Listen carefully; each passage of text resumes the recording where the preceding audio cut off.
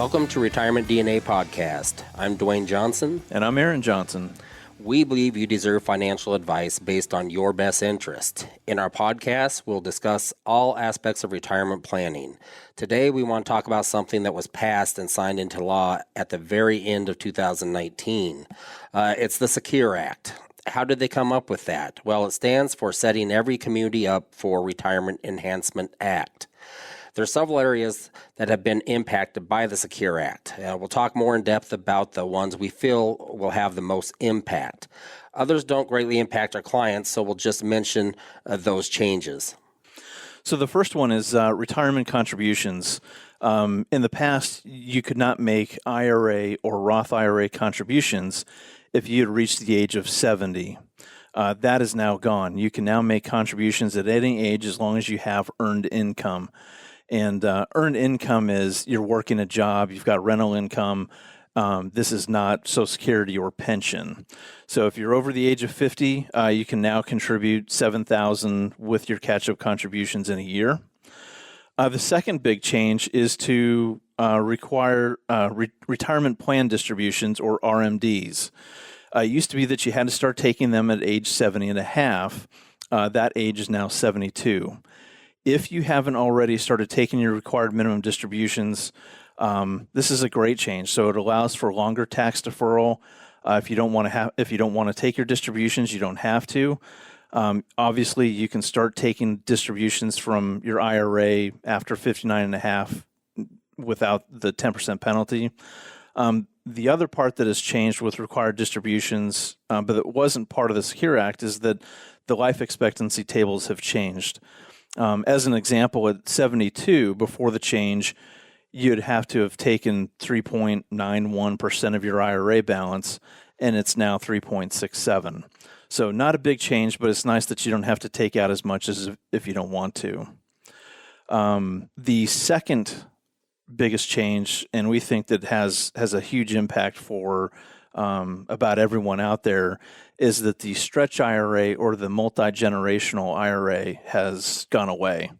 It used to be that you could stretch the distributions over your beneficiary's lifetime based on your age, and then you could keep passing that IRA down to your beneficiaries, and they would just take their required distributions.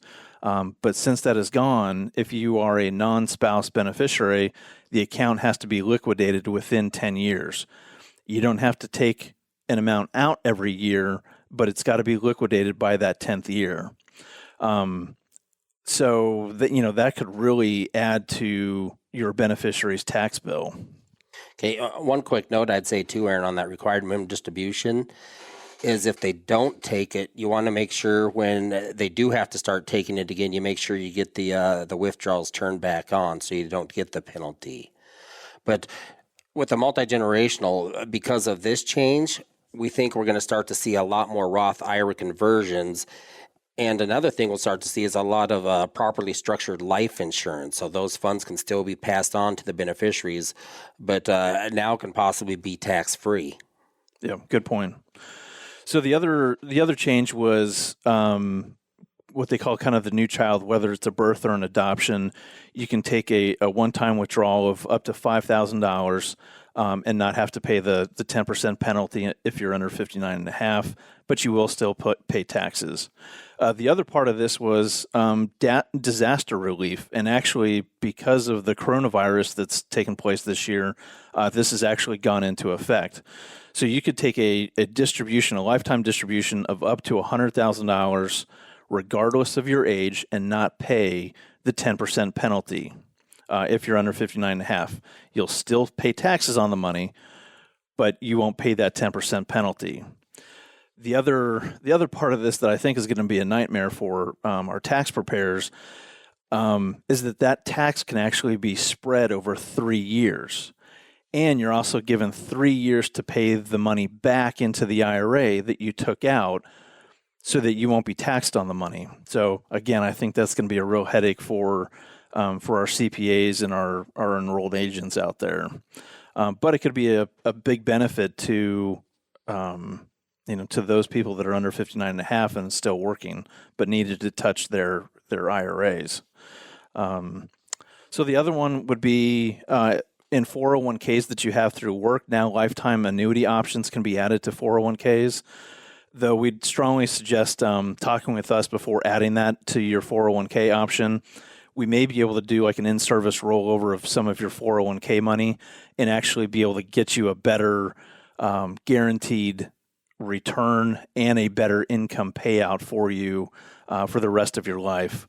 And that just is really going to depend on different income riders, the payouts, and the stepped-up rates that each different 401k may have.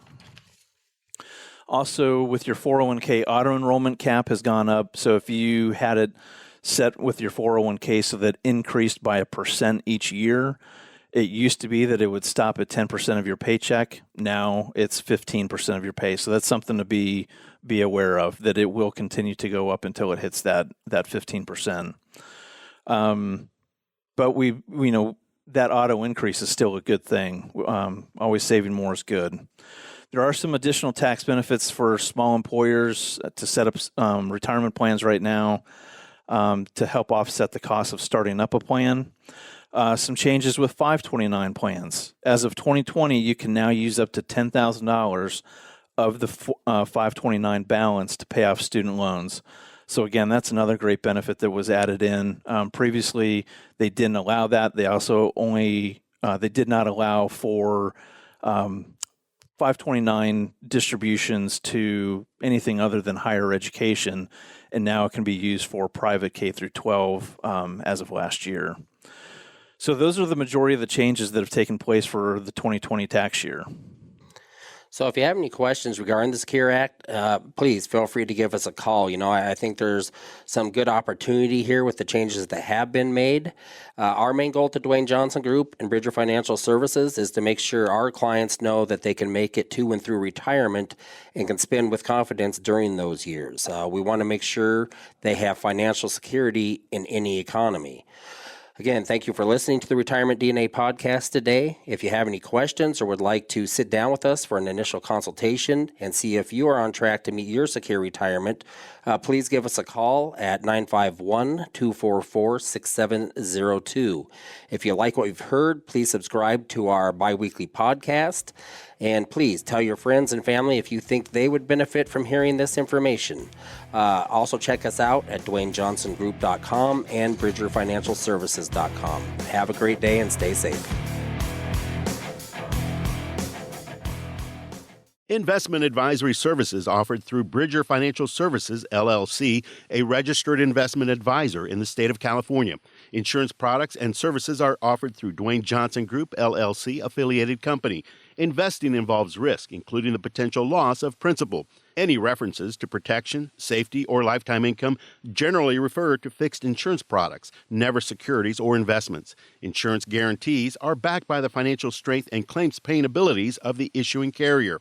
This podcast is intended for informational purposes only. It is not intended to be used as the sole basis for financial decisions, nor should it be construed as advice designed to meet the particular needs of an individual situation. Dwayne Johnson Group, LLC is not permitted to offer, and no statement made during the show shall constitute tax or legal advice. Our firm is not affiliated with or endorsed by the U.S. government or any governmental agency. The information and opinions contained herein provided by third parties have been obtained from sources believed to be reliable, but accuracy and completeness cannot be guaranteed by Dwayne Johnson Group, LLC.